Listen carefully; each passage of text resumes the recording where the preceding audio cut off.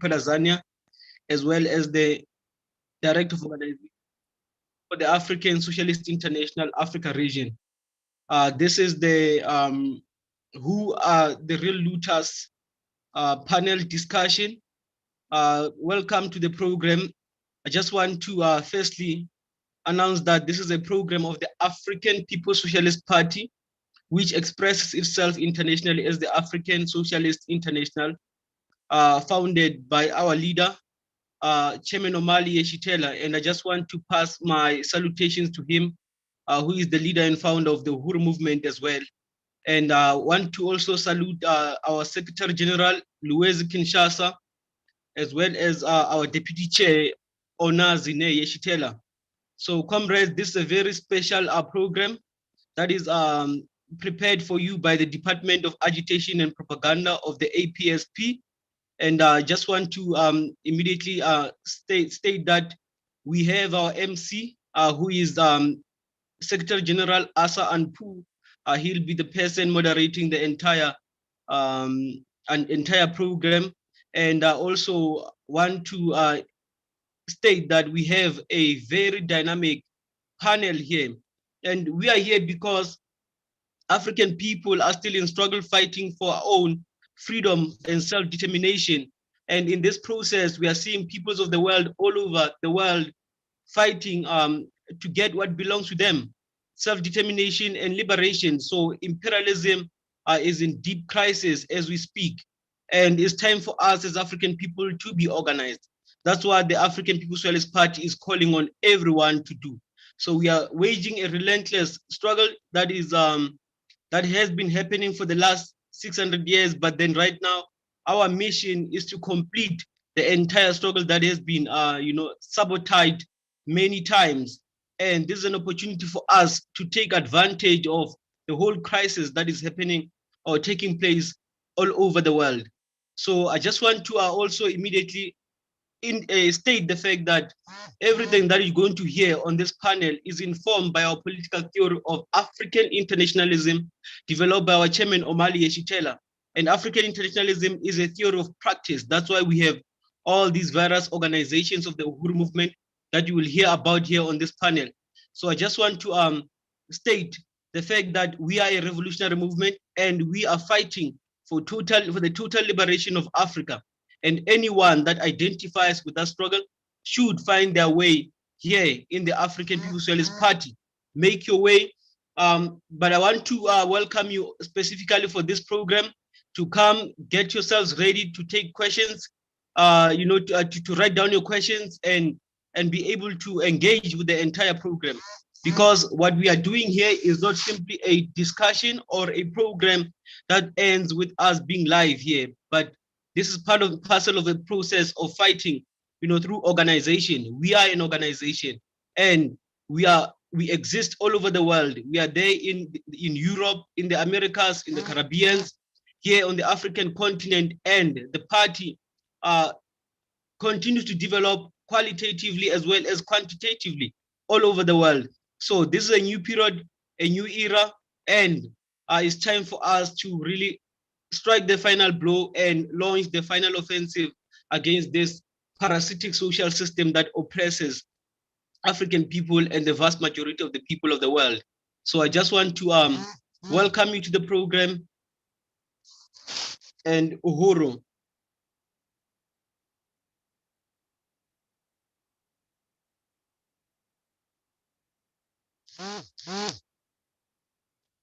Uhuru, Secretary General Asa Anpu.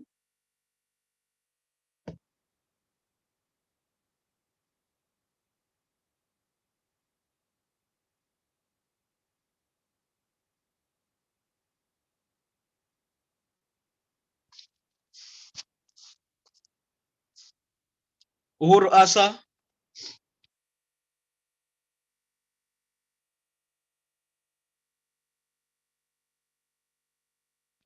All right, Comrade Asa is still muted. Asa, Comrade, you are still muted, Mafrika.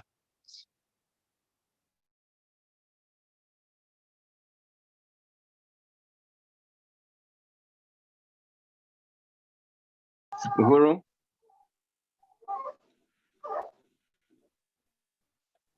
Uhuru, can you hear me?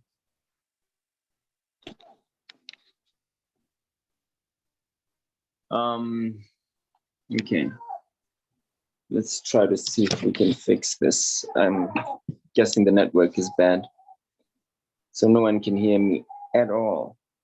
Yeah, well, let me fix this. Uhuru, can anyone hear me at all? Uhuru, you can be ahead, Mafrika. I can hear. Yes, Mafrika. Oh, okay, fine. Yeah, Uhuru comrades. My name is Asa Somalian Poo. Just trying to get the light going.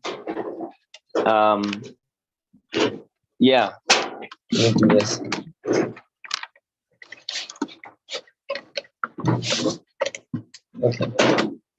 Okay, I'll fix that. My name is Asa Somalian Poo. I am the Secretary General of the African People's Socialist Party. And I would like to introduce the speakers. You know, we are looking forward to having a chance to actually speak on who the real looters are. But let me introduce the speakers without further ado. The person that you just heard from during the introduction and the overview, his name is Tafari Mugeri. The next person is, Tafari Mugeri is the chairperson, the chairman of the African People's Socialist Party in Occupied Azania. I wish there was better lighting, but we're working on that. So, yeah, Chairman Tafari, thank you.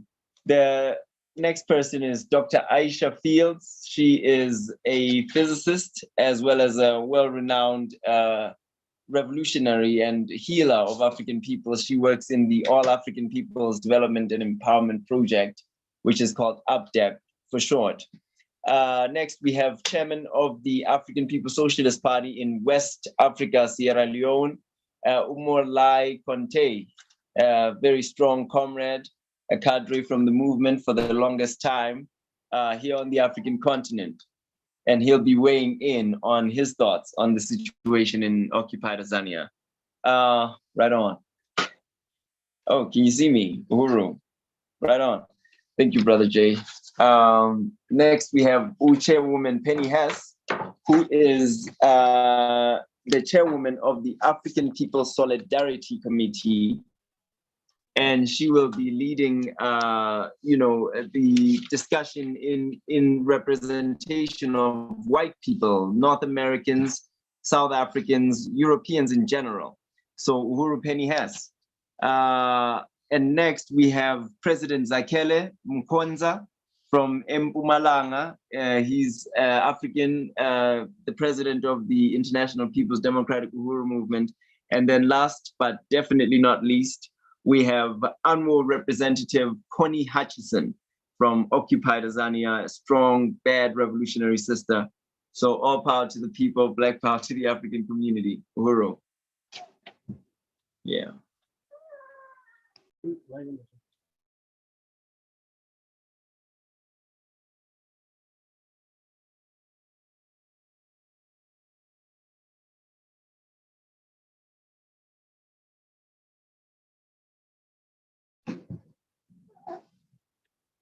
Uhuru Africa, comrades.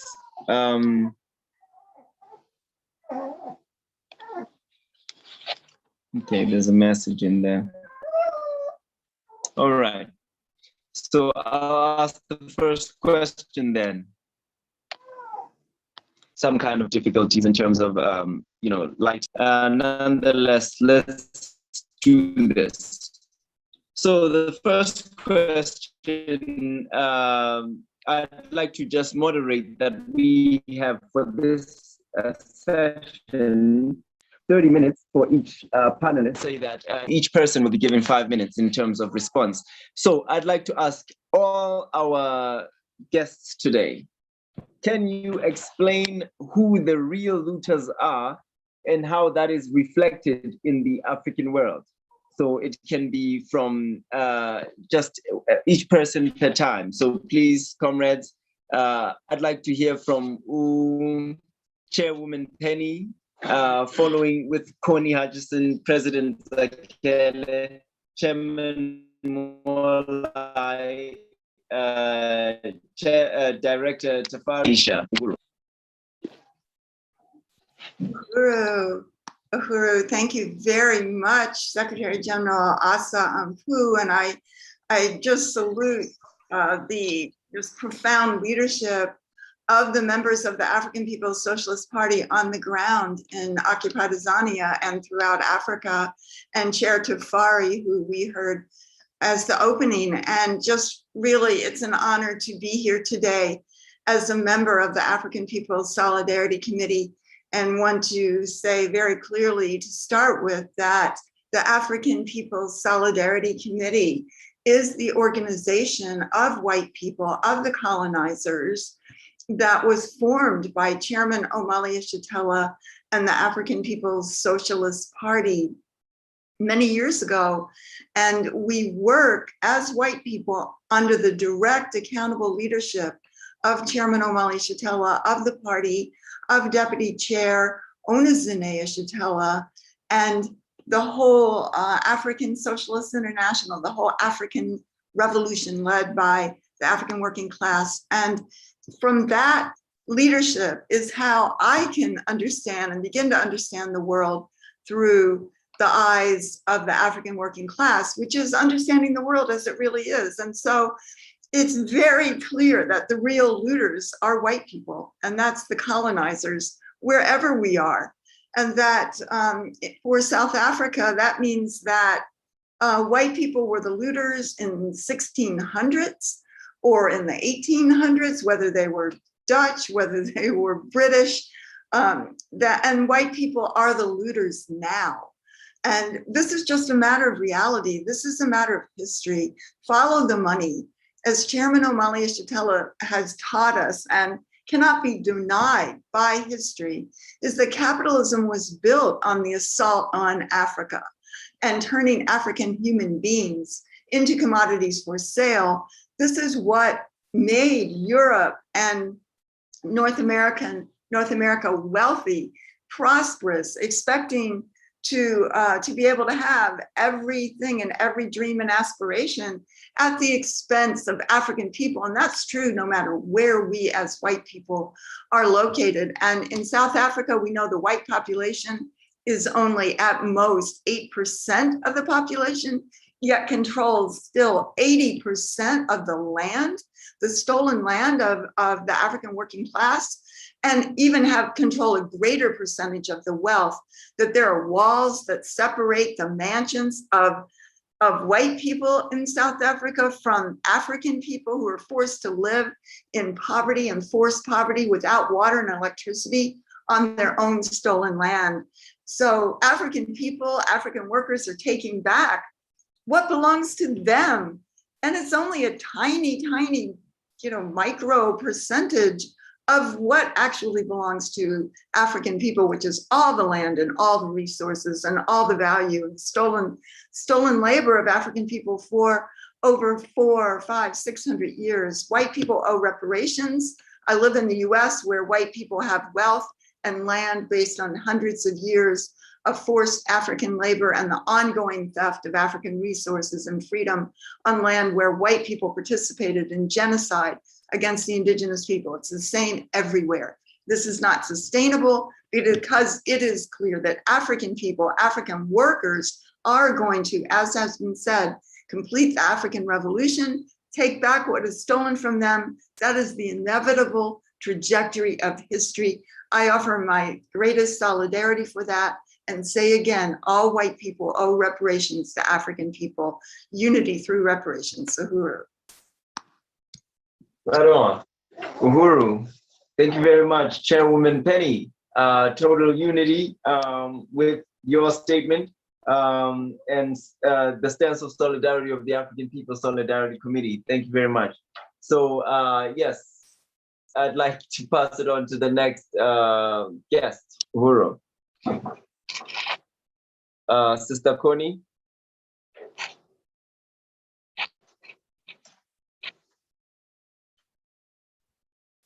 Uhuru comrades, and Uhuru to everyone who has joined. Uhuru's chairman Omali, and also Uhuru's our chairman right here in South Africa, Occupied Azania.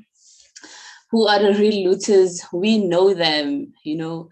South Africa is a settler colony, you know, and majority of the people who own land are white people, you know. So even after apartheid, they continue to own land, and it means that when you own land, you own the economy of the country. And through them owning the economy of the country, it means that they own the labor of the African working masses, you know. So they have been looting since they came here, and they continue to loot through what they call, you know, contracts and job opportunities and whatnot, which do not really make any difference in the lives of African people. And what we have currently seen recently it's just, you know, the uprising of African people and us being tired of, you know, living in the conditions that we're living, the dream that we have been sold when the so-called, you know, democracy was reached in South Africa of, you know, a rainbow nation. You know, we don't know what that rainbow nation looks like, because the same dreams that we have today, you know, as 20-year-olds, 22-year-olds, are the same dreams our mothers had when this democracy came into place here in South Africa. You know, they still don't own houses, they still don't have, you know, means of making, you know, ends meet at home. They still don't even know the whole country or the whole land, because of, you know, the current looting that is happening, that is keeping us, you know, from exploring and you know, benefiting from our land. So the real looters come in the form of, you know, wearing your suits and, you know, addressing the nation each and every Sunday. You know, the real looters are what we call our president, Cyril Ramaphosa, your, you know, your ANC, their elite, your Han Rupert, who owns majority of, you know, the businesses in South Africa and land and things like that. So yeah, that's all I have to say. Uhuru. Right on. Uhuru, sister. Thank you very much. And I appreciate it because that comes from the perspective of African working class women inside this country. We appreciate you so much, Sister Connie. All power to the people, you know. I'd like to move on to the next person. So, Brother President Zakele, please tell us your view, comrade, of how this question could be answered, Uhuru. Uhuru, right on, brother Asa. Thank you so much. First, I would like to salute our leadership, Chairman Omalia Shitela, the leader of the African Revolution, and also salute Secretary General Louise Kinshasa and our Director General of Organization, Tafari Mugeri. So I'm Zakele Mkonza, the National President of Impetum South Africa, here in South Africa.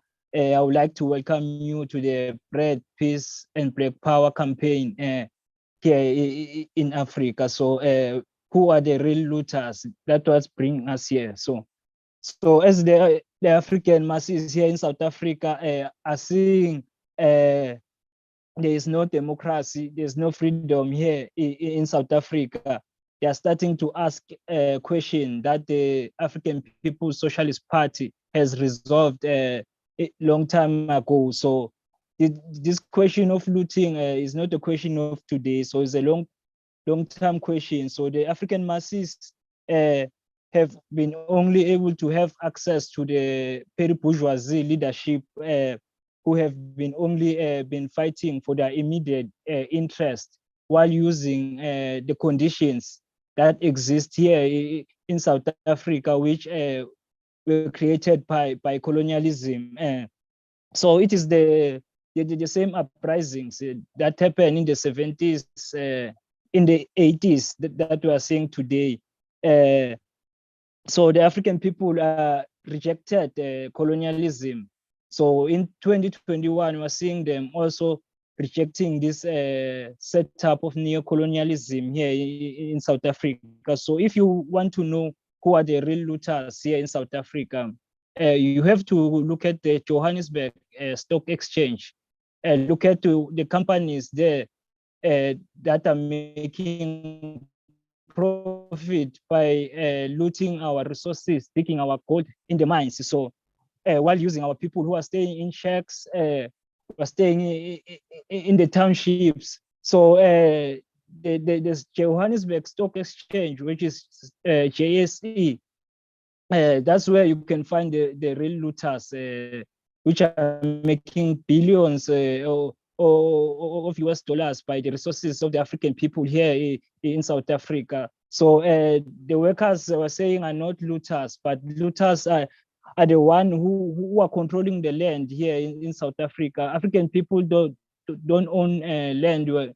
White people control more than 80% of our land. As the African people, where that's looting for us. If that's not looting, we don't know what they want to say. Calling people going into the mall looters for one day. So we want to say looters are the one who came to Africa and stole our land. So I unite with the chairwoman Penny Hayes when he said the white people are the looters. So yeah, white people are the looters now are using the petty bourgeoisie to continue that same system. So Uhuru, brother SJ. Uhuru, comrade. I appreciate that. Really, thank you. And I appreciate the points that have been raised by our previous speakers so far. And I think what's significant with what you said is that it represents the general perspective of the African working class, especially inside South Africa, with our rejection of colonialism also becoming akin to our rejection of neo-colonialism. So what we did with the colonizer state, we will do with the colonizer's new state. And once we know that it can change form, I think, yeah, we'll not be able to get tricked again. Uhuru, comrade, thank you so much. So on to brother Chairman Morlai in Sierra Leone. Please, brother, could you weigh in on this? Uhuru. Yeah, Uhuru SG. I want to say thank you very much for giving me this chance to come into this conversation to identify the real looters of Africa per se. And I want to first of all salute the leadership of the African People's Socialist Party, Chairman Omale Sitela, of which we are under his leadership and taking discipline and to see the world as he has projected it through the theory of African internationalism. And I also want to say salute to the chairwoman, Penny Ash, for having understand this ideology that our chairman bring forward to this world and take into consideration the reason why she and other white people should join the band to liberate the African continent. Then that automatically give us the result of who are the real looters of Africa. Notwithstanding that, I also want to say grand salute to Dr. Aisha Fields. Of course, she has been doing very much well to educate the African masses as to how we supposed to deal with our skills, our health, and how we're supposed to move as human beings in the world. So to the real question, who are the real looters in Africa? Comrades, it is a fact that the real looters in Africa are the European and Americans, because before they came to Africa, Africa was not being looted by itself. We were not looting ourselves. We were exchanging economical activities as well as political activities within Africa. But just after they emerged, after they came to do slavery to us, that's laid the foundation of the looters in Africa. So there is no other cause that created the deprivation of African people. It is the cause of slavery. And taking into consideration what the Europeans have done in Africa, we see they left nothing. The human resources, mineral resources, all we have been looted and continue to be looted. You see, before coming to this podium, I was at the slums because I was there with some ghetto boys. And we are the seats. We can see a huge Atlantic Ocean in front of us. And what we see there is big ships coming to steal our mineral resources, our iron ore. This is downgrading. And all those guys that we are sitting there have nothing to do, but just to look at them, going with our resources. So it is a fact that the real looters are the European and the Americans. And to say the petit bourgeoisie, it is a system. It is a system that gives them the power to continue the looting of African resources. Because we were here empowering ourselves. We are in Africa educating ourselves. But the system come and change the whole scenario.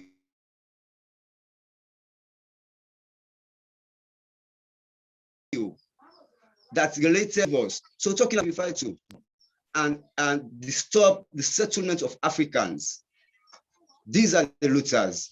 There is a history here in Sierra Leone that said Baibure, one of the great leaders in Sierra Leone, Baibure, was in the north. He refused to pay the hot tax war. He refused to pay the hot tax fee imposed on them by the British because he thinks that there is no need to pay for my house. And this is where it all started.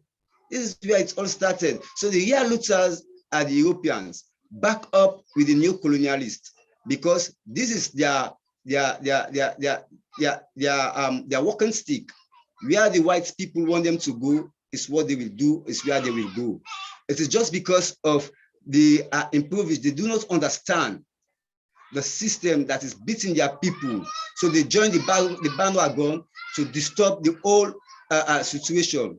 So it is clearly identified here that the real looters are the Europeans. They stole our people, they punished them, they stole our resources, and they came and organized a system of government that do not encourage the living, the livelihood of the people in Africa. Uhuru. Right. Thank you so much, Ndatimolai Conte. That was a mouthful, and that was right on point and right on time. I want to appreciate your passionate explanation about who is outside of South is happening outside. So, meaning evidently we are one people. You know, we experience the same situation in Congo or Zimbabwe or Nigeria or even South Africa or anywhere else in Barbados or anywhere. I want to appreciate that, comrade. Thank you so much, Dada. So let's talk about our next guest, who is Chairman Tafari Mugeri. Sir Chairman, what can you weigh in on this particular question? Uhuru. Uhuru, comrade SG Asa. Yeah, again, I just want to express appreciation for the party, the African People's Socialist Party, because it's always on the side of the people. That's the stance of the party. Is the party of the African working class. And I think this is a very important question in Africa, because there is an ideological warfare, onslaught that is happening out there, because the rulers of this world, this colonial capitalist social system that, have their, they have their hands all over the world, like an octopus. They control everything because they use the media and so forth. People watch television on a daily basis. They get the news from our enemies, so we don't have our own analysis in the townships where the attack is happening on the African working class, So we go into these malls, we go there because there is something that motivates us to take the opportunity for us to get into the malls and take the food in there, to take whatever appliances that are there that we felt that we needed and we saw in the shops, but we never had access to because they said we don't have money. They said that we are not educated or we are poor and so forth, right? So we're saying that the people are not looters. They are not the looters. Because first and foremost, if you look at all the resources in society right now, in this colonial society, it is the colonized workers, the colonized African workers who work in the mines, to extract the iron ore or the coal chain or whatever it may be. And it is the African working class who work in the factory, to process those raw materials into like finished products and so forth. And it's still the African working class working in the retail stores, in the malls to clean them. Is the African working class like up and down the line. And you find that a country like South Africa, for example, whereby you have like over 40% of unemployment in general, and you have like 74% of youth unemployment in this country here. And then people are just there out there having to wait for the next election time to get more promises and so forth. Whereas a social system is in existence in occupied Azania in the world, whereby the colonizer, who is actually the primary looter, the colonizer, the imperialist, the white man is the looter, because they have looted all over the world. They looted the gold in the Americas. They looted, the entire continent. And as they loot, they murder, they murder colonized people.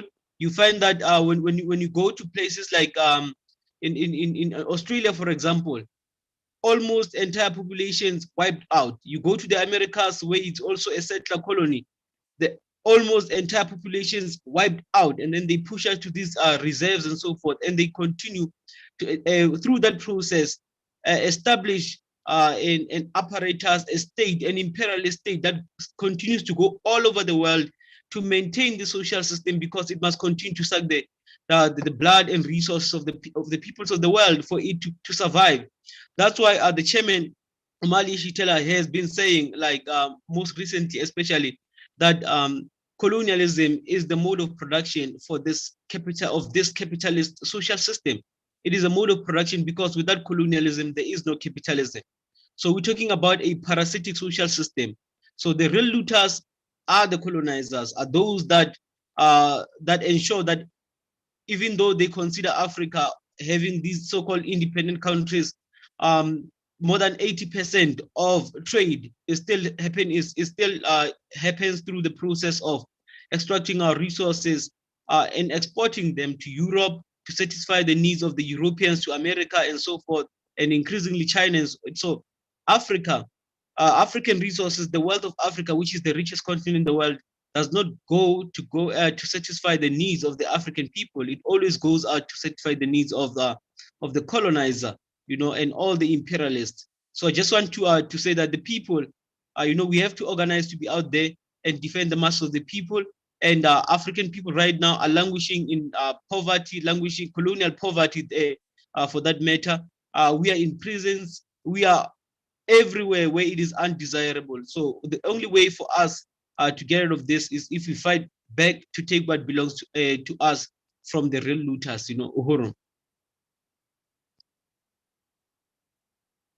Comrade, Chairman Uhuru, thank you so much. Yeah, I guess Chairman Jabari and Chairman Morlai are standards of what a chairman is, similar to Chairman Omali. So thank you so much for that. We'll move on to our last guest in terms of this question, and that's Sister Fields. So, Doctor, can you give us your analysis of the question, Uhuru? Uhuru Estiasa. I just really want to salute this discussion and really appreciate everything that, all of the comrades before me have said in summing up this question of who are the real looters. And I think that one of the things that Chairman Tafari said is kind of where I want to start in this question, and that is that Africa is the richest continent on Earth in terms of natural resources. But despite the fact that Africa is the wealthiest, African people are among the poorest on the earth. And so, European people have not only used Africa's mineral resources and other natural resources and has stolen them from Africa and African people for more than 600 years, but they have stolen African people ourselves. And have dispersed African people around the world. That's how I ended up in the United States as a result of the theft of my great-grandmothers and my great-grandfathers who were looted from the continent of Africa itself. The European attack on Africa was the initial act that created this whole exploitative world capitalist economy. It's the act that created the primary contradiction today that all people experience, which is a world that's been split between those who are oppressed and those who are the oppressors. A world that has been split between those who are colonized and those who are the colonizers. And the colonizers, or white people, they have health, they have wealth, they have protection, they live in relative peace because of the parasitic economy that they created and the colonial states that they have created to serve their interests at our expense. So what Europeans have done is stolen the land, they've stolen the resources, they've stolen the labor from African people and from other colonized people, and they have imposed an unnatural state of poverty and of violence on African people. And they because they have the power at this moment to even define reality, they do everything they can to obscure their status as the thieves. They do everything they can to obscure their status as the murderers. They do everything they can to obscure their status as the rapists, which can be summed up as the colonizers. And so when African people rise up, whether it's in the United States or whether it's in South Africa or anywhere else around the world, in response to the conditions of poverty and violence that Europeans have imposed on us, sometimes we're not even clear about what we're really responding to. And, without a political theory that helps us to explain the world and our place in it, we can sometimes buy into the labels that the colonizers place on us. Sometimes we ourselves can believe that we are the looters, that we're the thieves. But the reality is, when they call us the lawless criminals and looters, it's funny because when I was a child, my mother used to say, if somebody says something, you say, everything you say about me is really what you think about yourself. And it's the truth. Everything the colonizer pins on African people, everything they say about us is really the truth about them. They are the thieves. They are those who rule without regard to law. They are the looters. And anything that an African person has taken back from the colonizers is only a small, minuscule fraction of what they have taken from us as a people. So, really, I just want to appreciate the leadership of Chairman Omali Yeshitela and the African People's Socialist Party, who have given African people our own scientific analysis of the world. We do now have our own theory. And that theory allows us to see the world as it really is. It allows us to see the world through the eyes of the African working class, which is the only social force that really has in its interest to understand the world really how it is and how what we're confronted with came into be, and to really have in our interest to create a future where there is no colonized, where there is no colonizer. And that can only be achieved when the African working class has control of our own resources, and we are able to establish our own government that can then create all the systems of health and every other system that African people need to survive. So I think finally, I want to say that African internationalism obviously helps us to identify who the real looters are. The looters are the capitalists. The looters are the general white population who have generally united with the white ruling class for their own piece of the stolen resources from Africa and other oppressed people.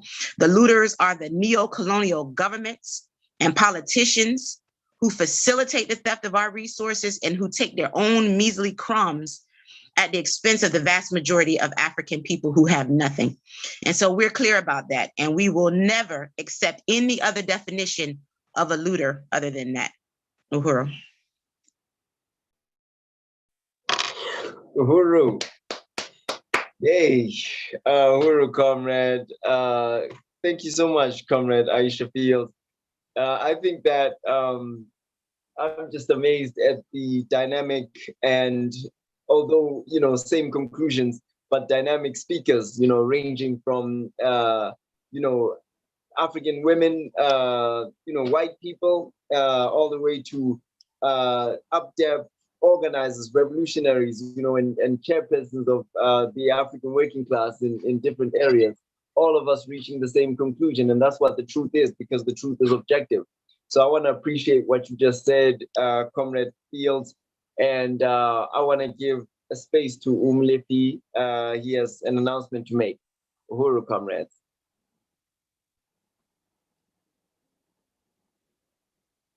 Uhuru Africa. Yeah. Uhuru everyone. My name is Mulifi Morosi. I function as the Director of Economic Development and Finance for the African People's Socialist Party here in Occupied Azania. Firstly, I want to, salute all the comrades who have spoken before me, and everyone who is behind the technical aspects of this show. And also want to salute and express appreciation to the leader and founder of the Uhuru movement, our chairman Omali Shitela.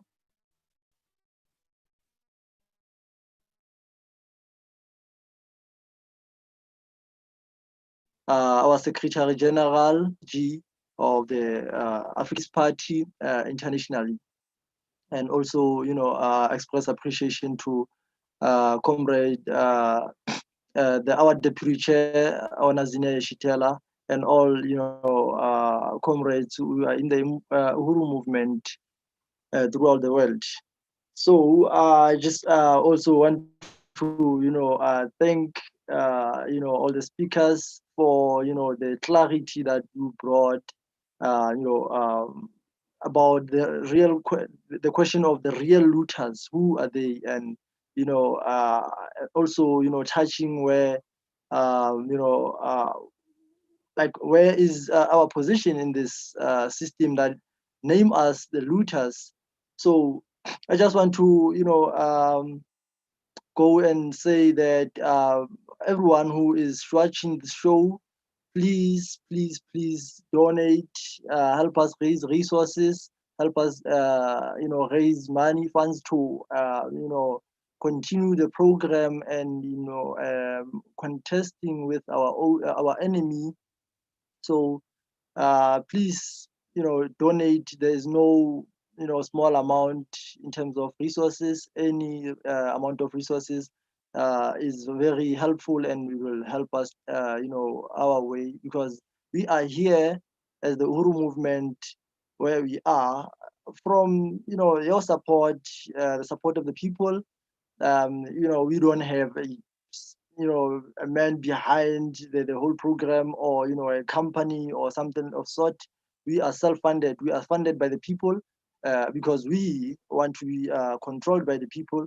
We don't want to be funded by an enemy or individual, because we don't want to be controlled by an individual.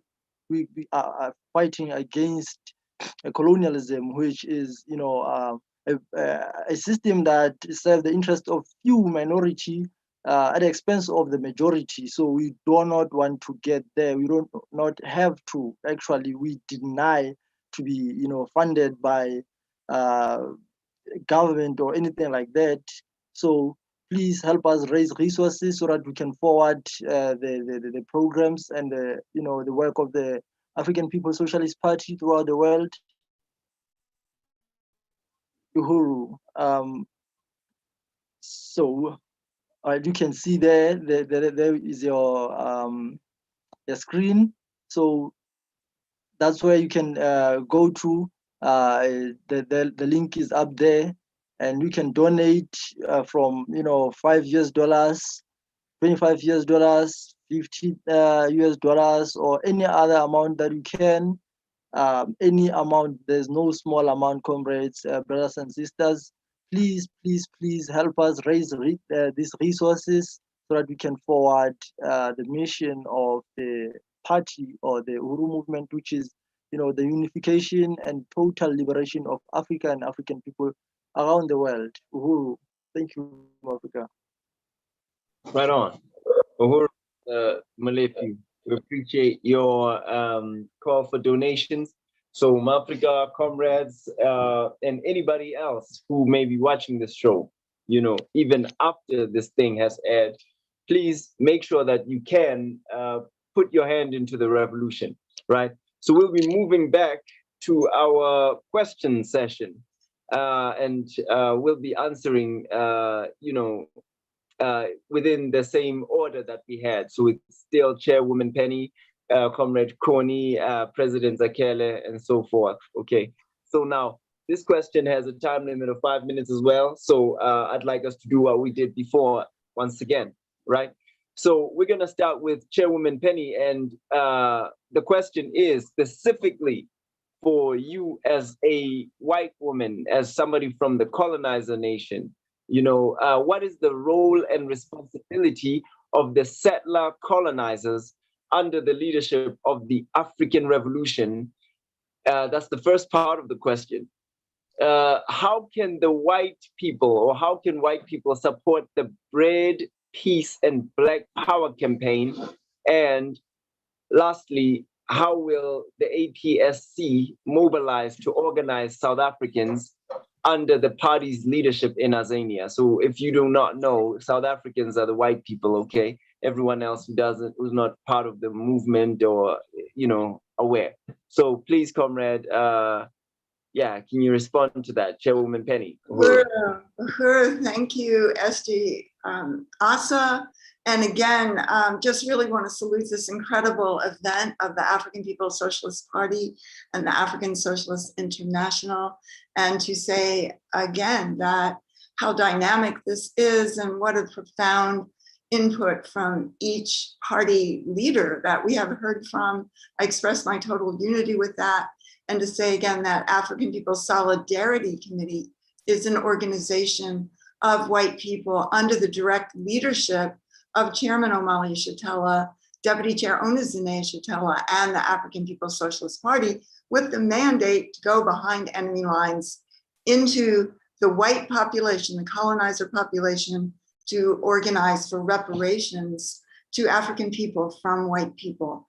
And so, that is the key thing. White people must pay reparations. And Chairman Omali Yeshitela and the theory of African internationalism have proven scientifically that that means everything. As the chairman says, every dream, every aspiration, everything that we've ever had, thought, wanted, understood about the world, experienced, social wealth and generational wealth. And in the United States alone, they are reporting that currently there's $70 trillion in white people's wills getting ready to be passed down to the next generation. This is African wealth. This belongs to African people. This has been stolen.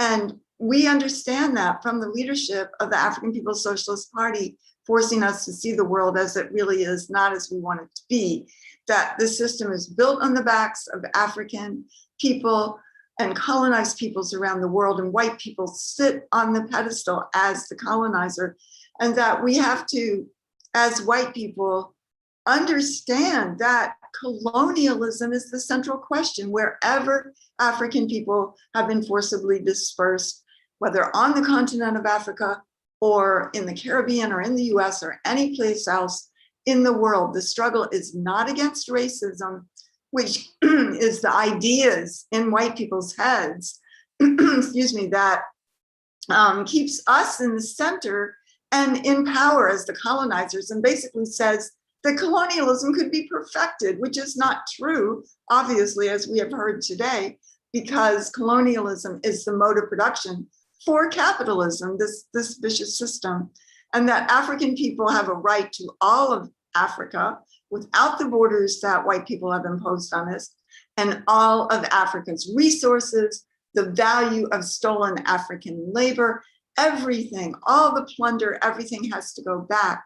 And that we understand that the African Revolution, which will liberate Africa and open the door, is the world revolution, so that all oppressed and colonized peoples will be liberated through the process of the liberating of Africa, and that white people can take that stand. But we have to say that, we can't be consumers of information, or just, it's not a matter of well-wishing, but it's of being absolutely organized under the accountable leadership of the African revolution itself in the form of the African People's Socialist Party. So we have to commit national suicide. We have to join in a struggle that is creating a world without war, without exploitation, without just, imposed suffering of one group of people by another. This is the only way that this planet itself is even going to survive, and white people have an opportunity, have the ability through the leadership of the African People's Socialist Party to join in this future, but by committing national suicide. And that means ending our relationship to colonialism and understanding there are two sides in this world. There's colonialism and capitalism, parasitic system, and there's the leadership of the colonized who make up the pedestal upon which we sit. That's the side, the future that we need to be on. That is the future where all human beings can live, no one at the expense of everyone else. So white people need to pay reparations.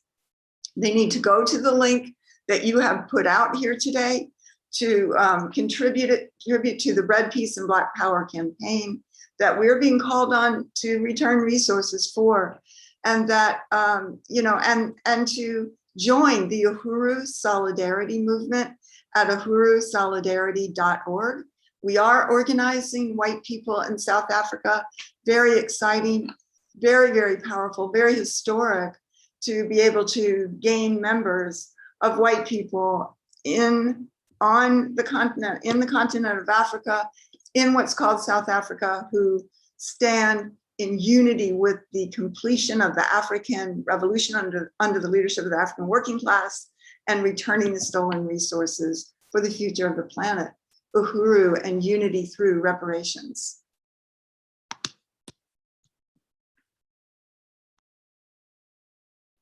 Yeah, right on, Chairwoman Penny. Thank you so much. Unity through reparations, straight up. I really appreciate that. That was very, it was well responded, because I'm sure there are a lot of South Africans who will be watching this show and trying to figure out what exactly should be the next step that they should take, and there never was a chance to actually get into a principled relationship with white people anywhere in the world until the African People's Solidarity Committee was created. I have a picture of Che Guevara, and he's an example of the standard of white solidarity with Black power and oppressed people. So Uhuru, so I want to ask a question that is specific to the African organizers from the Uhuru movement.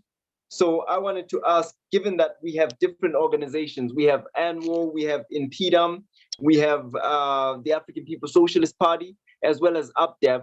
So we wanted to know, Chair, Sister Connie Hutchison, I would like to ask you, what is your organization's vision for Africa, and what practical work do you think is required to make the African revolution? Please make reference to your organization, Uhuru. Uhuru, comrade. So the vision of ANWO right here in Occupied Azania, and also just the general vision of ANWO wherever we are located, is to free ourselves as African women socially, economically, and politically. So that means that African women have to come into the space where we decide on the future of African people, because we make up the majority of the nation. So we would not call it a revolution if we are not there, if we're not partaking in the conversations and the programs and everything. And also economically, because we know that currently the system is using the situation of Black women to mess up with the African revolution, and that's where you heard things of feminism and things like that. But we understand that all these things are rooted within the system. So if African women are not free economically, then it's a problem, because it brings things like gender, based violence and things like that. So our plan is also to make sure that we come up with programs that will help us, as African women to, meet our day-to-day needs, to keep on living on this earth. And the practical work that we're currently busy with, we are running a campaign, a baby clothes driving campaign, which started last year. And we are just calling out to, to everyone within, and this is a way of African women, engaging with each other, and African people as a whole, just engaging with one another and realizing that we are a community, we are a nation, and our livelihood, depends, on one another, and how, we pay attention to one another. So with this campaign, we are just collecting baby clothes, and we're saying that, giving birth as African women, should not be seen, as some, problem, or some curse or whatever. Giving birth is natural. The inability to provide for our children as a community and as women is the problem. So we are saying that if you have these, you can always, donate directly to us, or you can identify women, within your community and, donate to them directly. And we're also working on the Uhuru Kijiji childcare, and we are just trying to take, the education of our children into our own hands, the protection of our children into our own hands, and just, making sure that the state and the system does not find themselves into our lives, through things like social work and the notion that African women are enabled, to take care of our children, things like that. We know that all these things are rooted within the system, through the lootings of our resources, which, bring us to, to the position of African women not being able, to take care of ourselves and our children and our families and the community as a whole. So yeah, Uhuru, our vision is to free African women politically, economically, and socially, so that we can be active partakers within, the African revolution, and so that we can be in the forefront, speaking and demanding our freedom, just like every other African, person who is currently involved in the revolution, and, just trying to solve the little problems, that hinder us from being part of the revolution, which is economics and, the inability to, to see ourselves as leaders, because we are leaders. And yeah, Uhuru. Uhuru sister, thank you so much for that response. And I hope that African women can actually see this, especially inside South Africa. We need more sisters to be part of this process of making the revolution, and we'll be under your leadership, sisters. We are, we're trying to we're looking for an Africa where African women will be the leading force there. And that's what I look forward to seeing. So thank you so much, Sister Connie. I'd like to ask our guest, Brother Zakele Mkonza, if you can respond to that question as well. Uhuru. Uhuru, yes, thank you very much, Brother Asa. I would also like to appreciate the panelists who have spoken. It has been a great show.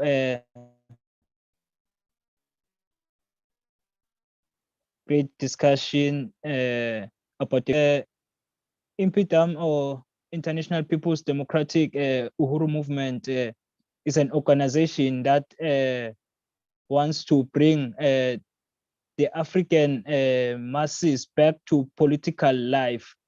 So it's here in Africa now. So we want to bring back the African masses back to political life after the defeat of the Black Revolution of the 60s. So yeah, so IMPIDAM is a revolutionary mass organization of the African People's Socialist Party, created for the African community to resist this colonialism we are discussing about today. So colonialism is landless, as we are seeing here in South Africa. The African people are landless. The underdevelopment that you are seeing here in Africa, people are still going to Gauteng for better life. So the police brutality, the killing of Africans without any consequences, because we're still powerless. So IMPIDAM is here to unite all the African nation under one organization around the world. So we are also part of one organization that is represented international by President Kalambayi, who is in St. Louis in America. So it's a one organization uniting the African workers. So Impintown South Africa is on the ground now here in South Africa during this crisis. So we are under this Bread, Peace and Black Power campaign, where we are going to the African masses, organizing them under an organization, mobilizing the African workers on the street, giving them political education. So that will strengthening the African masses as they are on the moment now. We want to strengthen the African workers, the fight against this colonialism or the real looters who are looting our resources. So we want to say the African masses in South Africa must join Impitam, be organized wherever you are located. So we are organized here in Mpumalanga. We have a branch in Pinari. We have a branches in Gauteng, in Potchefstroom, Kokosi. We have branch in Everton West, in Orange Farm. So we are calling all Africans to be organized so that we can complete the revolution that was left in 1994. So that's the work we are currently doing as Impitam Prada. So the campaign is on. We want to say there's no time to be hopeless now. The time is to fight to complete the revolution.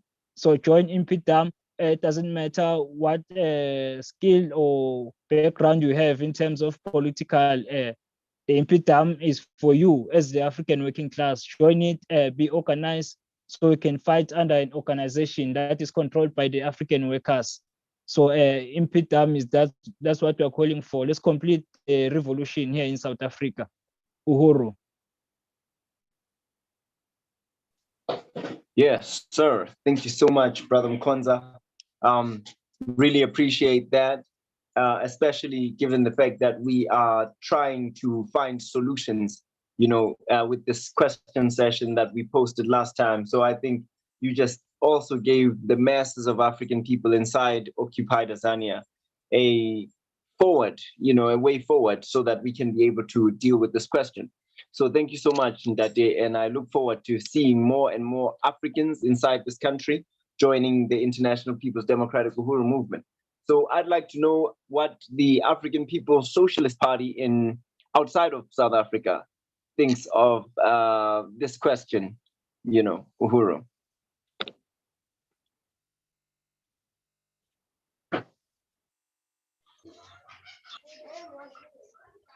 Uhuru, I think SG asking me.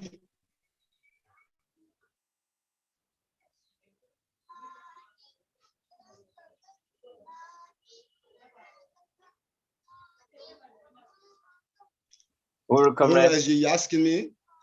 Oh, yeah, I'll ask the question. I'm sorry. It says, what is your organization's vision for Africa? And what practical work do you think is required to make the African Revolution? Uhuru. Uhuru. Thank you once more, SG, for bringing me into this discussion.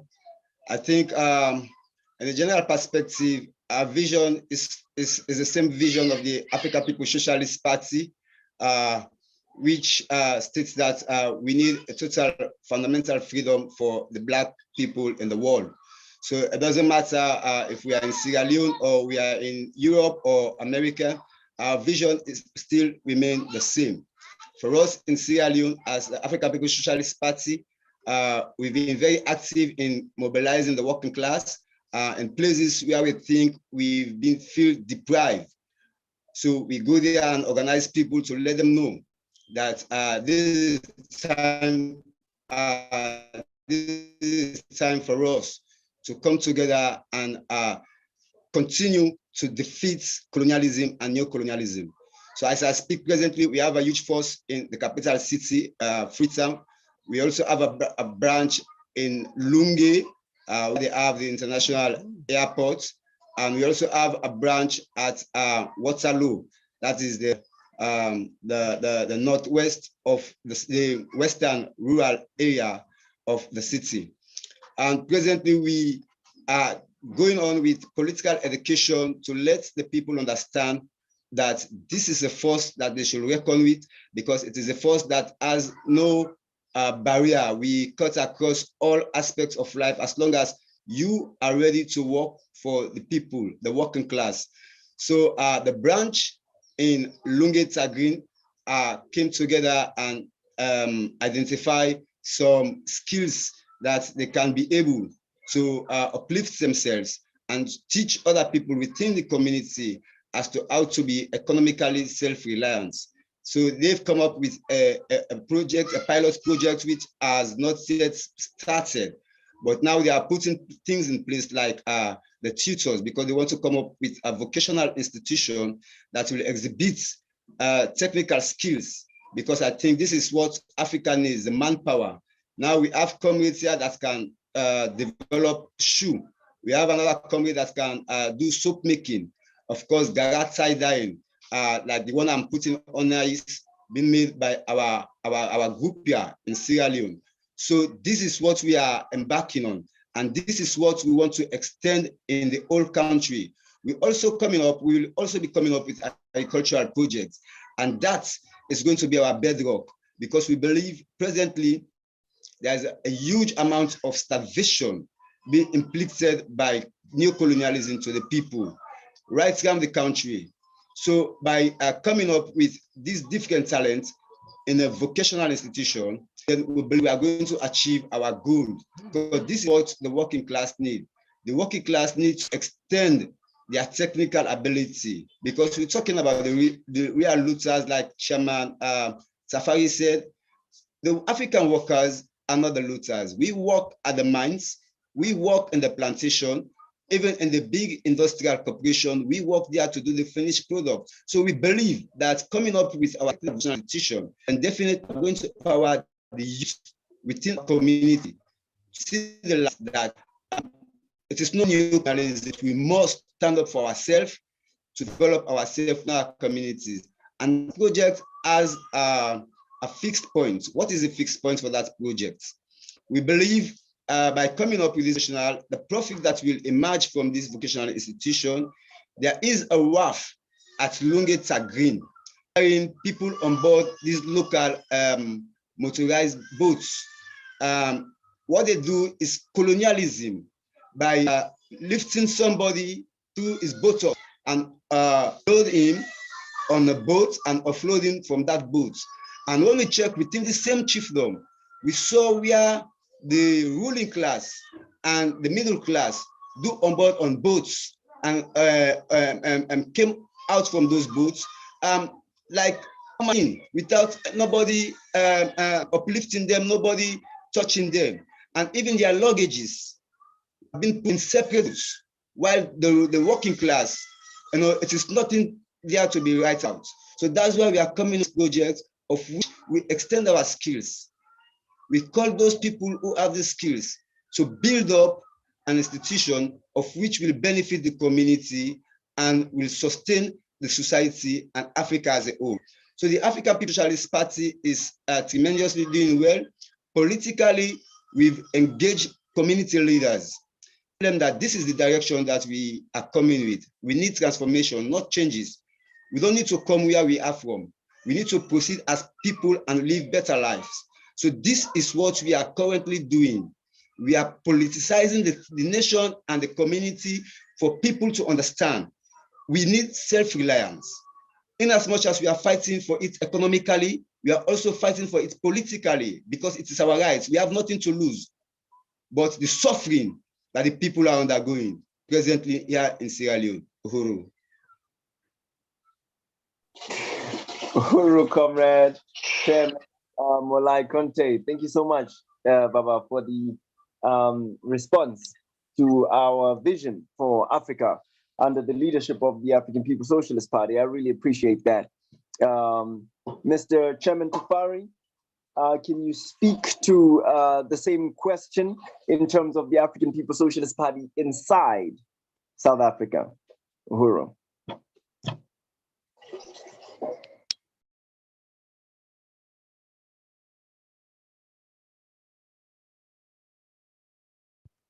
Unmute. Yeah, Uhuru, Siasa. Thank you, comrade. Yeah, I just want to salute all the comrades that have talked here. This is just, evidence of the fact that African internationalism is a living and practical theory, and the Uhuru movement is real, and it's everywhere, and we are fighting, like to win this thing. So I just want to say, in terms of the question, comrade, that the vision for Africa, in terms of our party, the African Socialist Party, is a vision that is going to transform not only Africa but the entire world. Why? Because Africa is actually the backbone, is the pedestal upon which the entire social system that that dominates the entire globe. Because we say capitalism was born as a world economy, but through the attack on Africa, enslaving African people, and now the extraction of our resources and so forth. So we want the total liberation of Africa. That's what we are fighting for. So our party recognizes the fact that Africa and African people as a nation, we are a dispersed nation. We are all over the world. We are there in the Caribbean, in South America, Brazil, in Europe, in North America, and even in the Pacific Ocean. We are there as African people, and everywhere you go, you find that African people are suffering. Like Garvey and even Malcolm X said that as long as Africa is weak, no African in the world can say they are safe. No African in the world can get the kind of respect and dignity that is awarded to other people that are able to to decide when and what should be produced for them to be able to satisfy their own needs and be able to engage with other human beings in the world. So we're fighting for a vision whereby Africa can be able to have the self-determination that Comrade Molai was talking about. I just want to read here from the 14-point platform of the African People's Socialist Party. I don't have the full text here. I had the newspaper, the Burning Spear, but I only realized now that it's written in French, so I can't read French here. But if you look at the study guide of our party of joining in terms of the principles of the organization, the last point, it says that we want the total liberation and unification of Africa under an all-African socialist government. That's what we want, comrade. We want the total liberation unification of Africa, which means all the borders in Africa, they must go. All the borders must go, right?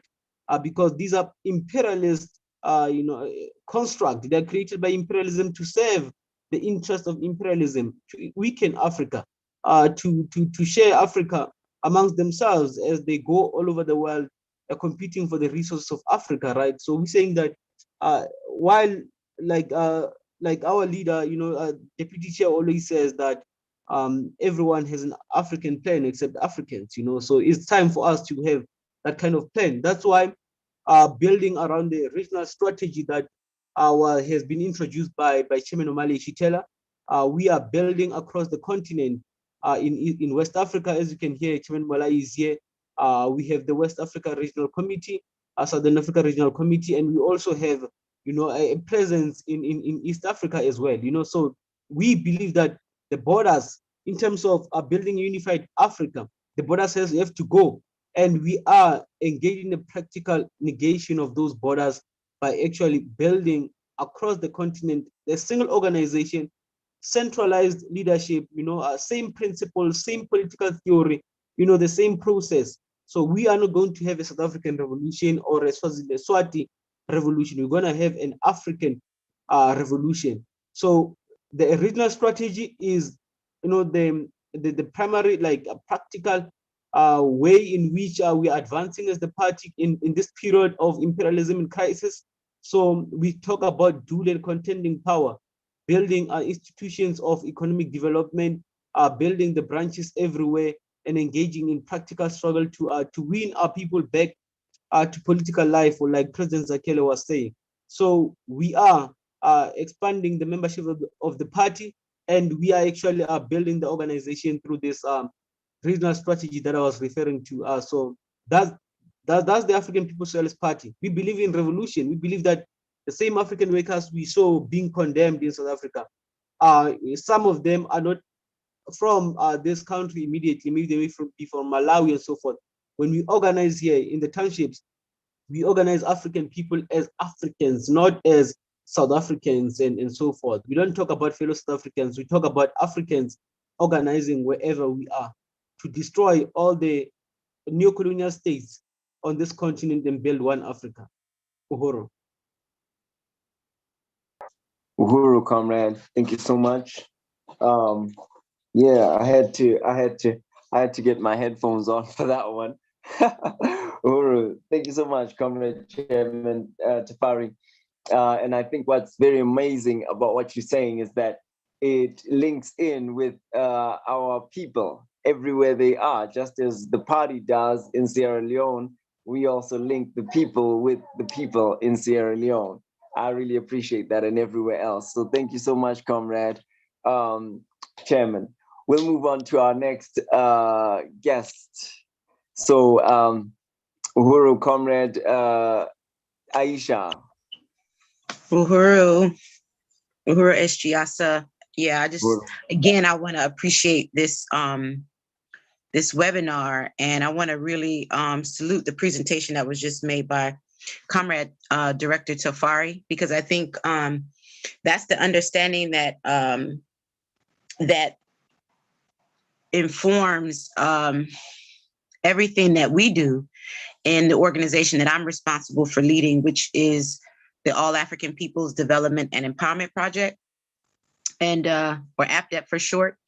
And this is an organization of our party. It was established by the African People's Socialist Party in 2007, and we play a particular role under the leadership of the party, and that is to win African people everywhere around the world to contribute our skills to building dual power, African community-led programs in agriculture and education, healthcare, and in disaster preparedness and emergency response. And our chairman, Omali Yeshitela, he really helps us to understand APDEP as a revolutionary strategy of our party that really opens the door to the struggle for African liberation to a sector of the African population that's usually overlooked when we think about revolution, and people like doctors, nurses, engineers, and other skilled African workers. And the chairman lets us know that APDEP has as one of its tasks to help these skilled African workers induce class suicide when it's possible, or at the minimum to use their technical expertise towards the anti-colonial interests of our nation, of the African nation, as defined by its advanced attachment, the African People's Socialist Party. So the chairman and the party helped, called on this organization to be established so that we can bring Africa's skills to the African Revolution and then forward into a united, liberated Africa. So APDEP, obviously, as an organization of the African People's Socialist Party, is guided by the revolutionary theory of African internationalism.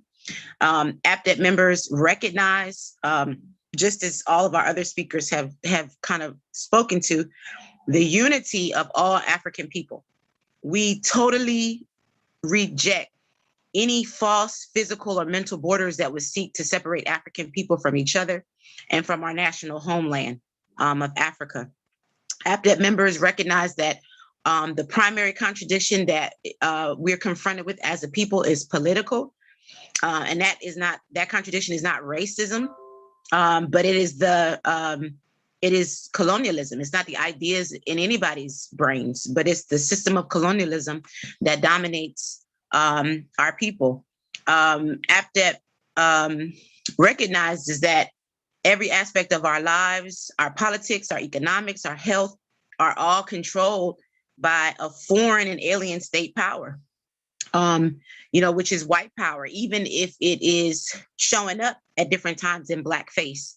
And we also recognize that just as Africa's mineral wealth and natural resources are stolen by the US and Europe and used to build a high quality of life for white people around the world, Africa's human resources have also been used to do the same thing. And it's not a new phenomenon because African people who became enslaved as a consequence of Europe's attack on Africa and dispersed around the world have since that process began been exploited for not only our labor, but for our skills. You know, our kidnapped and enslaved African ancestors were agriculturalists, they were teachers, they were artists, they were healers, they were architects, you know, and more. And so just as Africa's gold and diamonds and coltan and cocoa and fertile farmland and other resources have to be snatched back from our enemies, so do our skills. And so APDEP is one of the strategies of the party to help to do that.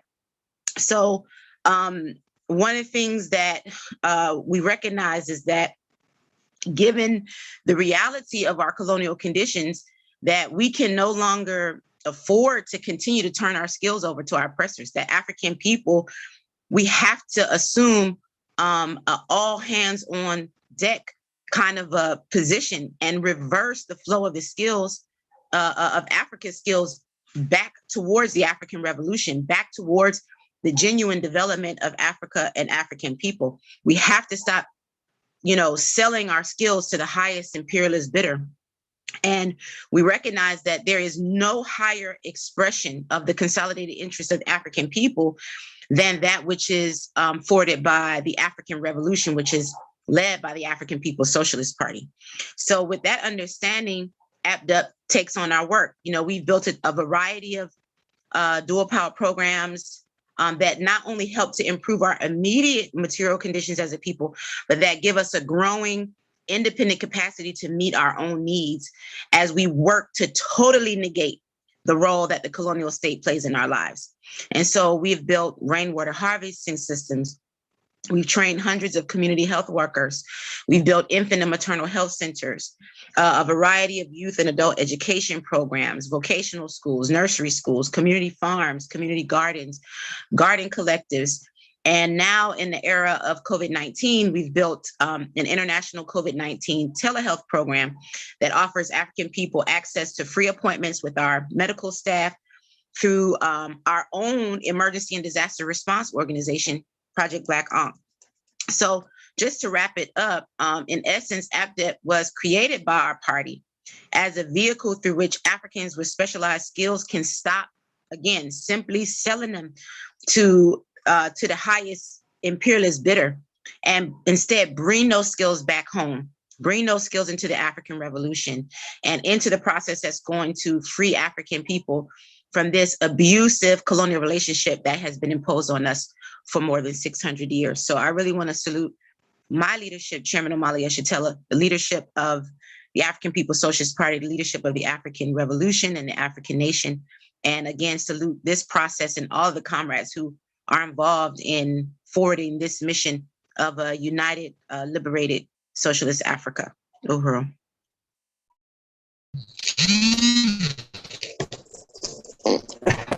Uhuru, Sister Aisha, thank you so much for your presentation. That was beautiful. That was beautiful, and it provided direction to show our people and our viewers here what Liberate Africa looks to be in what kind of leadership is going to make that happen. So Uhuru, it's just your network for Africa. Yeah, please check your network. Maybe you'll have to turn off the video. No, I ran out of internet, so I had to buy it. So, yeah, is it back on? Can you hear me?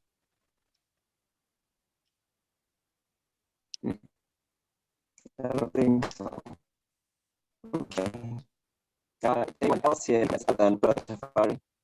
Try turning off your video, my Africa, and let's see if it's my network.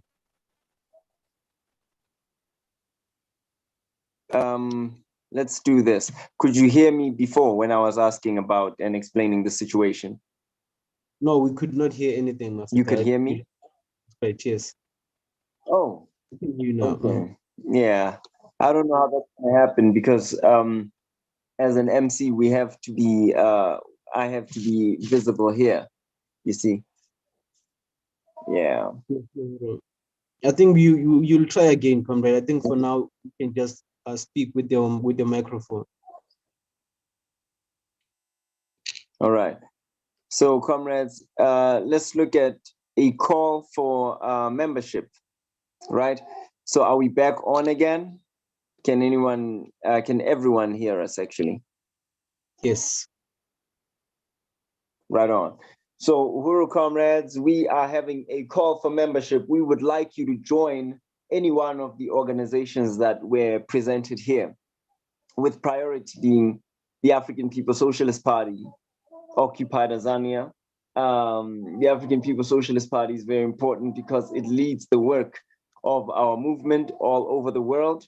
But we would really like to encourage other people who have certain kinds of skills to join these other organizations that are also available within the Uhuru movement, such as the African National Women's Organization that was presented by Sister Connie Hutchison, such as the International People's Democratic Uhuru Movement by President Zakele, as well as the organization that is known as the African People's Solidarity Committee, which is for South Africans and other Europeans. You know, when we're talking about white solidarity with Black power, that is the staple organization to do that kind of work. Lastly, we have the All African People's Development and Empowerment Project, which is led by Sister Director Aisha Fields. So this is an organization, as she had explained, which takes African skills as part of the human resources back to the African nation. So please sign up, join the Uhuru movement, join the African Revolution, and let's make this work happen. Uhuru comrades, yeah.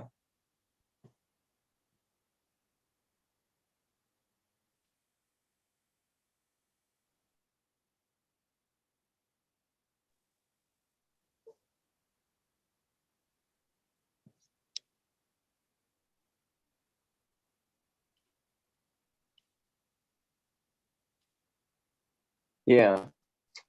So further comment on that particular aspect. Can you still hear me? Yes, we could hear you, comrade. No comments on that particular aspect. Then let's go for questions from the floor. And we'll be having also answers that are directed back to that, to the questions that are being offered up, as well as special questions, you know, any kind of questions. I know that we are on Facebook.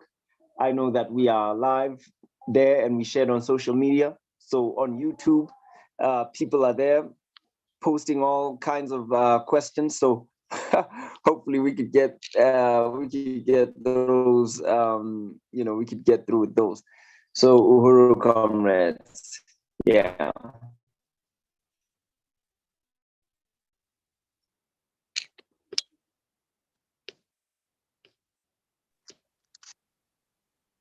Yes, Uhuru comrade Estiasa. Yes, sir.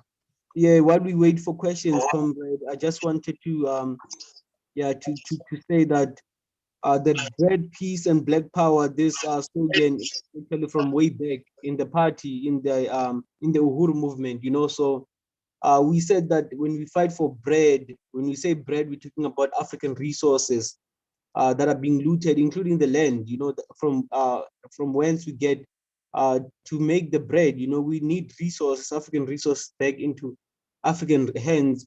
And also we talk about peace, because African people cannot know peace under colonialism. All we know is terror, police, you know, beatings, you know, like jailings and so forth, and all these other things that are imposed on us, including the horizontal violence that we see. There's no peace in the African community.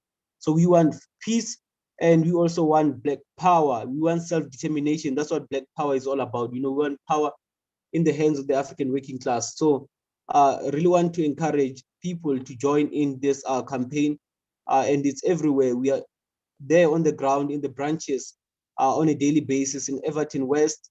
As you can see, the Bread, Peace and Black Power in Forgeville as well as in Mpumalanga and across this country. So I just wanted to say that, comrade, that this is a road campaign that people can actually be part of, Uhuru. Yeah. Thank you so much. I appreciate that. It helps people know that they can actually find us right here on the ground, you know. So we want to talk to a comment that came from compañero Benjamin Prado of Unión del Barrio. That's a Mexican liberation organization, you know, fighters, right? And he says, Uhuru comrades, long live the African Revolution. Yeah, Uhuru, comrade Benjamin, we really appreciate your addition and your attentions, you know, liberté to the Mexicano y American people, okay?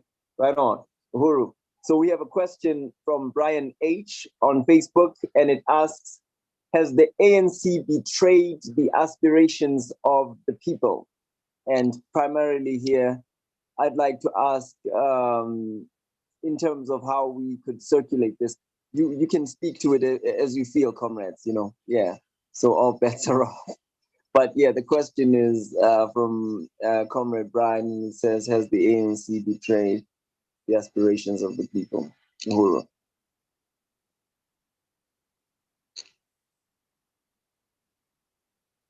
So anyone can go at it. You know. Uhuru, well, if there's no one, I'll go, comrade. Yeah, that I thank you, comrade Brian, for that question. Cause it's a real question. Cause you know, the ANC, okay, the ANC is actually still the ruling party in South Africa, and this is the party that gets voted for, you know, every now and then, like every 4 years and so forth. And somehow this is supposed to suggest that it's a legitimate, you know, organization, you know, political organization for African people, but it's not legitimate. It's able to do that to maintain, you know, power because of the support it gets from imperialism. Even from the onset in 1994, the ANC could not have been the ruling party had it not been for imperialism supporting it and actually making sure that all the other liberation movements are undermined. And you know, the ANC is not a liberation organization and was never a liberation organization. Even in 1912, from its inception, it has always been a petty bourgeois organization. So when we say has it betrayed the African liberation movement or struggle, it did that from inception. It was born actually from the defeat. The last traditional resistance that we had was in 1906 from Bambata. You know, when we were fighting that a hard tax, you know, a battle against the colonizers. From there, you have these petty bourgeois forces, you know, chiefs and sons of chiefs that went to missionary schools or something like that, and it has always been a petty bourgeois organization. So when you talk about betraying African people, yes, it has betrayed the African people, because right now, if you look at Africans fighting, even in the 60s, we were not fighting for the vote. We were fighting to get Africa back. We were fighting so that we can have a life. You know, we are fighting so that we can have a future. But there is no future for African people right now. We're living in the shanties, no electricity. Lights can just go off anytime right now as I'm speaking. So we have been betrayed, and Europeans, colonizers, settlers here continue to you know, to enjoy comfort, and we work for them, we produce everything for them. So it's an absolute betrayal, and unpardonable actually kind of betrayal that you know, we have suffered from the African National Congress.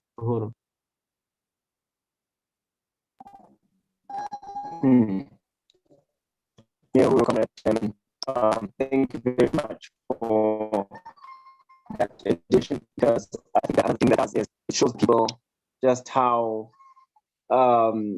bankrupt the African middle class is, regardless of whether the African middle class may be, represented by people who like white people, such as, certain radical organizations. You can say EFF, you can say the Black, First Land, First Organization, party, all these organizations actually have one class, which is middle class, and therefore that's very well that it doesn't matter what the rhetoric is. So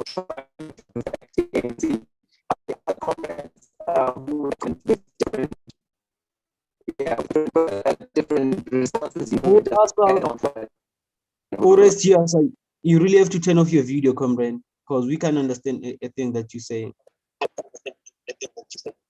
Oh, okay. I was saying, I think that's a very important addition, brother, that you just added. And I think it shows the bankruptcy of the African middle class. So can other comrades speak to that? Can other people speak to what they would like to add on to the question asked by Comrade Brian Uhuru?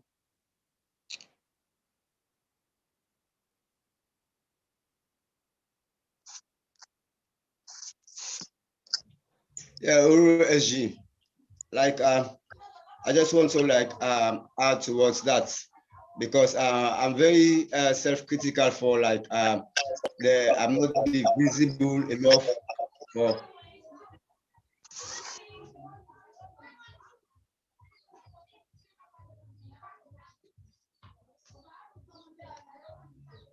Yes, Comrade Mafika.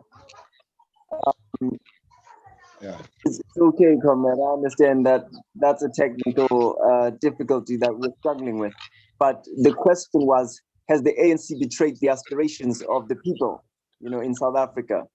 So as an African outside of South Africa, how would you respond to that question?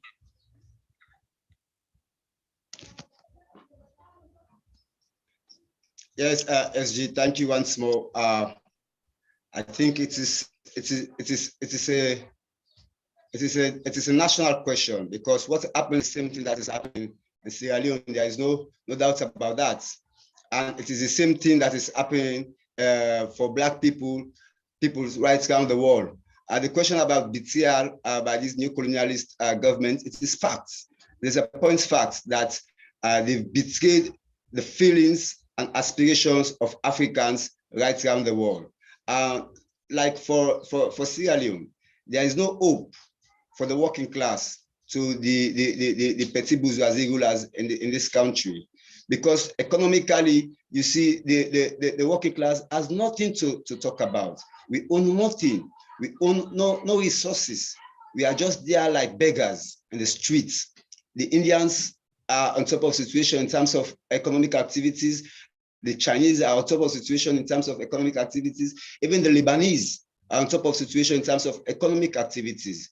So, but you see, we own the resources. So in relation to betrayal, it is a point fact that these new colonial petit bourgeoisie have betrayed the trust of the African working class. This is point. And say there is a remedy for these people, for us as the working class. There is no remedy. The only remedy is to change the system.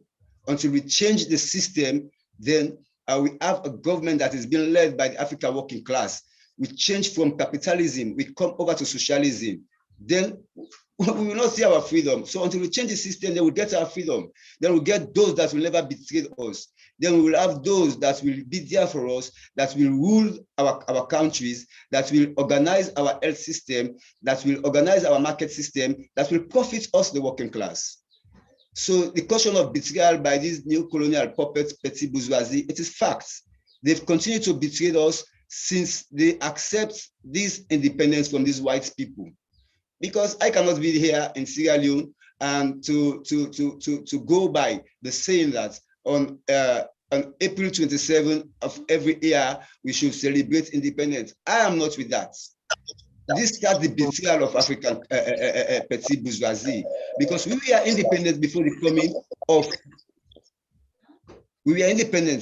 coming of the white people. We were living a wealthy life before the coming of the white people in Africa.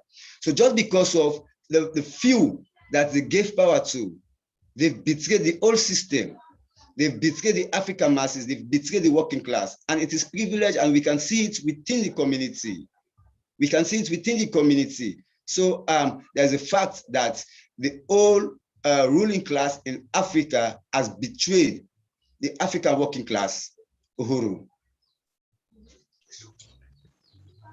Yes, sir. Uhuru. Uhuru, would it be okay if I responded to that question too, Eshiasa? Yes, ma'am. Totally. Uhuru. Uhuru. Yeah, I want to appreciate what both Director Tafari and Chair Morlai just said. And it made me think about, I remember when Nelson Mandela was released from prison.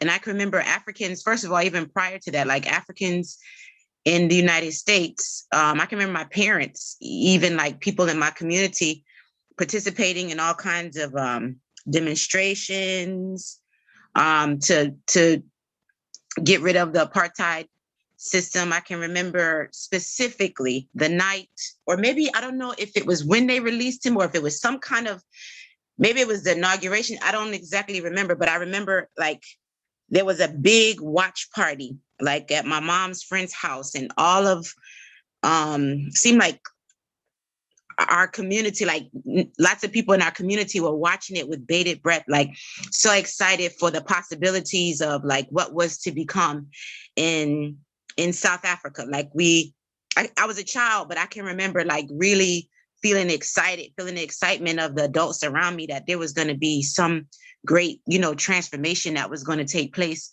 now with Nelson Mandela out of prison and, becoming the president and the ANC coming into power. This was supposed to mean something transformative for African people. And then I can remember, fast forward now to being a young person, like in 2006, I think it was the year 2006, where I worked in South Africa for a summer. And I was working with one of the universities in Johannesburg, and I was like working with students in different townships out in various parts of the country.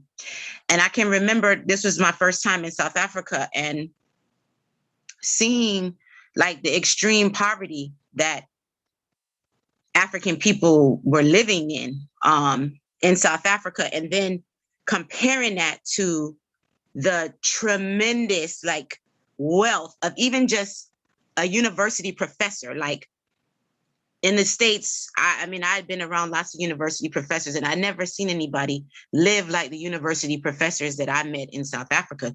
Just regular, kind of like, in my opinion, like just regular white people living a very lavish lifestyle, and having all kind of security systems and glass,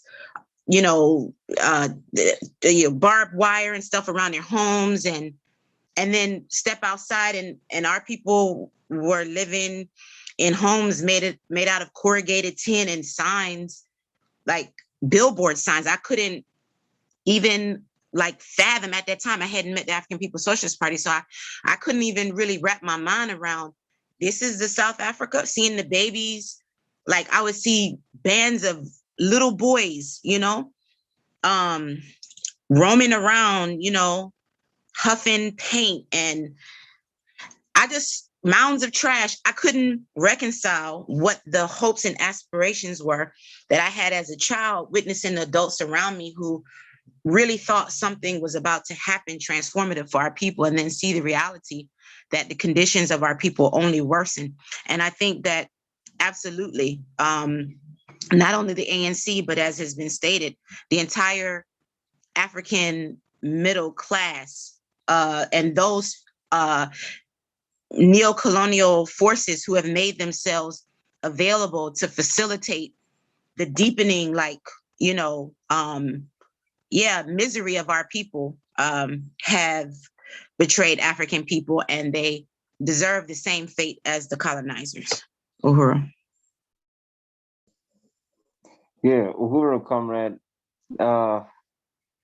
Yeah, Uhuru, that was very intense, and we can only get through this through organization. And I really want to appreciate the fact that you and other comrades outside of South Africa are raising the national question, because this means that Black people inside South Africa are not South Africans because of the feeling that you have towards yourselves, our people, us, you know. So I really want to appreciate even Comrade Molai Conte on the same note, that African people are pissed off from outside the border, you know, really pissed off at the conditions that African people go through inside South Africa, just as much as we inside South Africa were pissed off with the police killings inside the US and other places such as Nigeria. That's why certain actions happened here against the police in order to retaliate against colonialism, even if it's kept quiet, you know. So,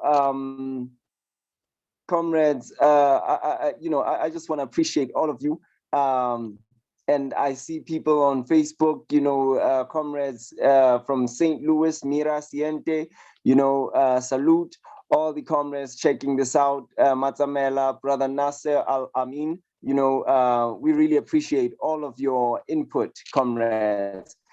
So is there anybody else speaking to this just before we close it down? Because I'm not sure if, you know, if people are satisfied in terms of responding, you know.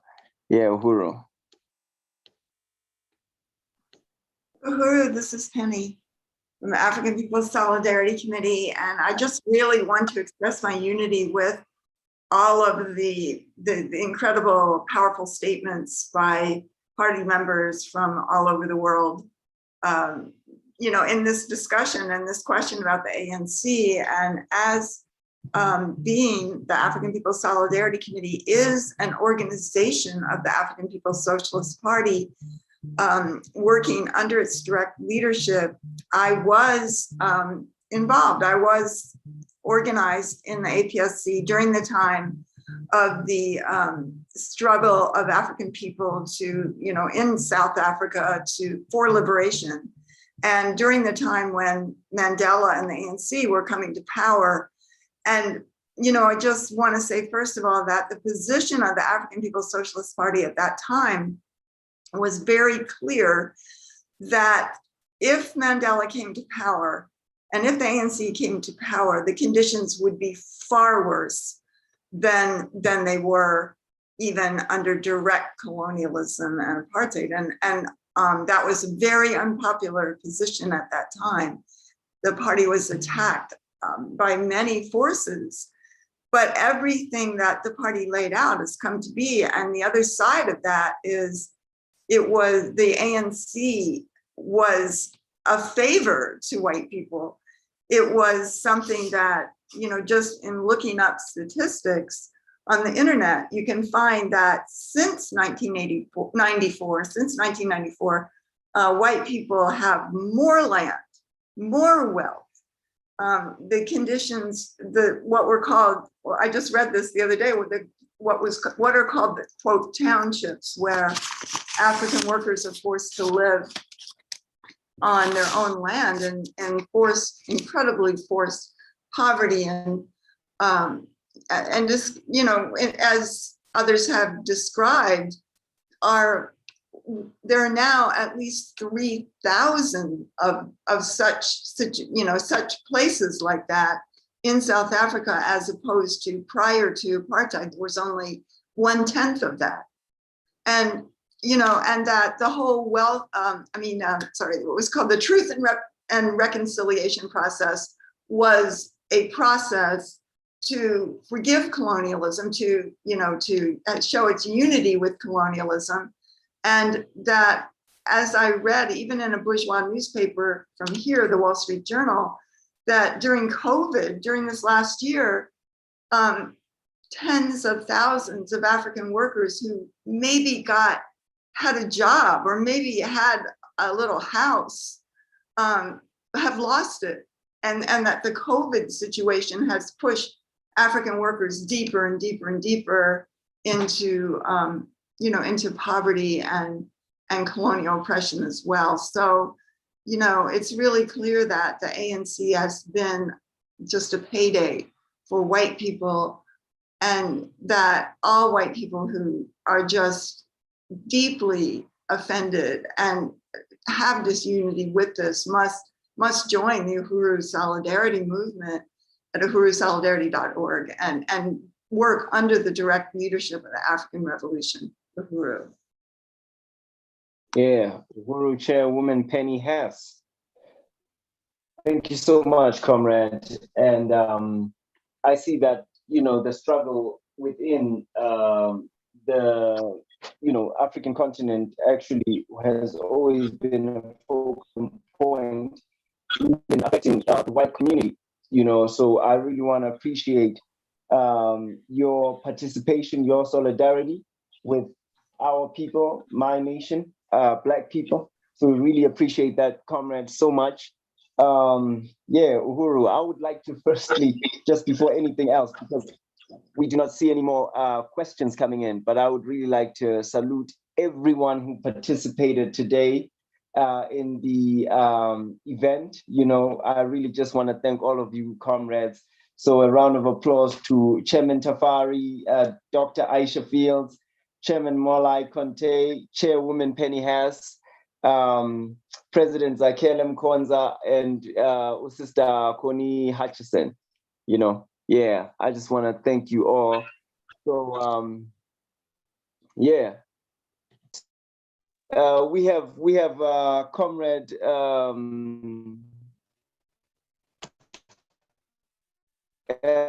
Mulifi.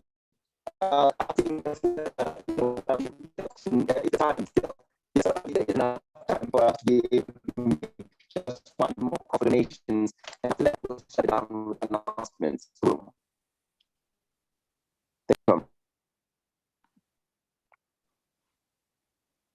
Uhuru,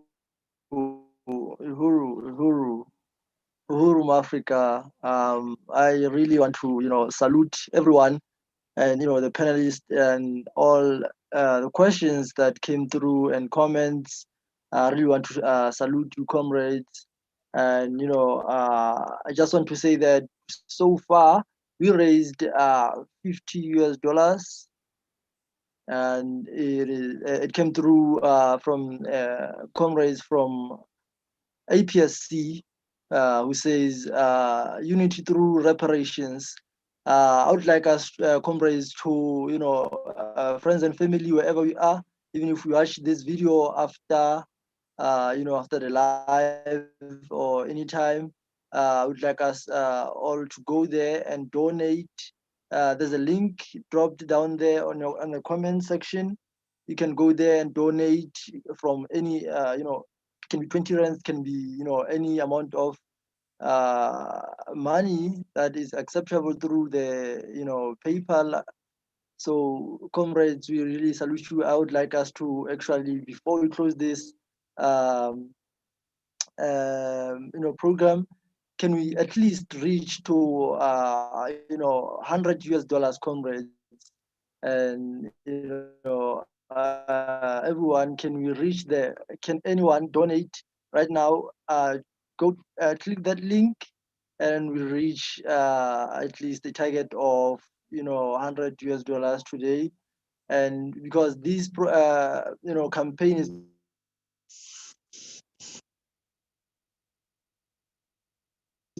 not just a online campaign or a campaign of the campaign that is, really in the struggle, really, building programs and, economic projects, because we say we want bread, peace, and Black power, and we understand that no one is going to give us bread, peace, and Black power unless we ourselves, as African people under the leadership of the African working class, unite and really build and destroy this, build our nation and through or by destroying the system that is against and that is based on our oppression and exploitation. So please donate, help us raise these resources so that we can forward the revolution. Uhuru, thank you so much, Africa. To those who have already donated, I'd like us to raise these resources and reach $100 US. Uhuru. Yeah, Uhuru. Yeah, thank you so much, Comrade Director Molefi, from the economic development of the party inside South Africa. So we want to just thank all our comrades who participated. Once more, we want to also thank the people who were on social media. We want to thank all our comrades inside South Africa who shared this event and made sure it gets out there on social media. But we also want to thank the people outside of South Africa who were able to share this and see it, because we are a movement which is inside and outside all these borders. Wherever there's African people, we will find a way to be there. So thank you so much, comrades. And just as Brother Molefi had talked about the issue of raising resources, why is it so important? Is because we want to be able to fight against the state here. We want to be able to raise the questions of how do we get our people organized. We need to be able to get our people organized. We need to do better than what the ANC and the EFF and all these other organizations have done in terms of our people. There's 2,550 people who have been imprisoned for what they call looting. And in this case, we're going to be able to hook up with sisters and comrades who may be doing law and other kinds of things. So there's so many reasons why we need resources inside the party, why we need resources in order to compete against the bourgeoisie. So please make your donations as soon as you can. Even after this video has been done, the link will always be there.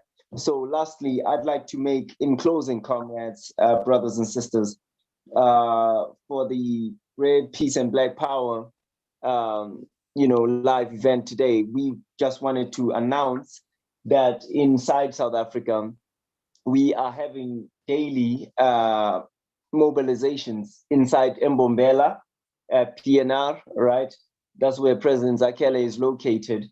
So Mbombela, as well as Fochville, as well as Everton and Orange Farm, daily will be having rallies one way or the other. So please, comrades, let's make sure that we can be able to do that. Let's do that, comrades. Let's make sure that we can always be able to get in. Where if you're in Everton West, if you're in the Val, you will find us there. So please join in with us. So please join in with us inside South Africa. Everton West, Orange Farm will be having a rally by on Monday.